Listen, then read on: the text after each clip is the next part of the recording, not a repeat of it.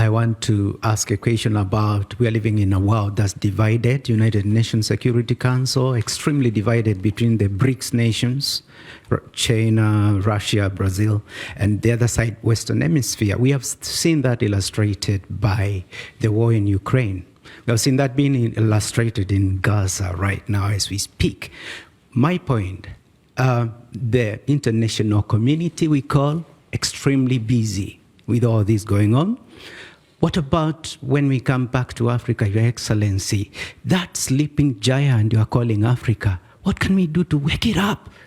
To seek self-oriented solutions to African problems? To have an international system or Africa, for example, currency? To make sure we are attracting investment, to make sure we are self-reliant? What can we do in Kenya to make sure we are self-reliant? What methods can we use to make sure Kenya is not also a sleeping giant? Africa stops being a sleeping giant because the world is too busy. Yes, I gave the example in my remarks about the Africa Continental Free Area, trade area. And these are 55 countries. Let me tell you that virtually all the countries have signed up. They've submitted the instruments to be part of the Africa Free Continental Trade Area. Now that is a good signal, it's a good sign. And through there, we can work together and enhance the connectivity and trade amongst ourselves. I've given an example again in my remarks about Kenya providing a visa-free regime for the African countries.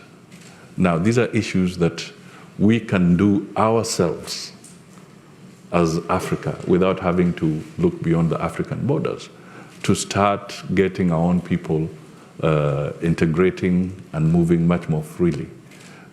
We have institutions such as the African Development Bank, which can be strengthened, AfriExim, the trading blocs as well, such as the East African Community and the SADC, COMESA.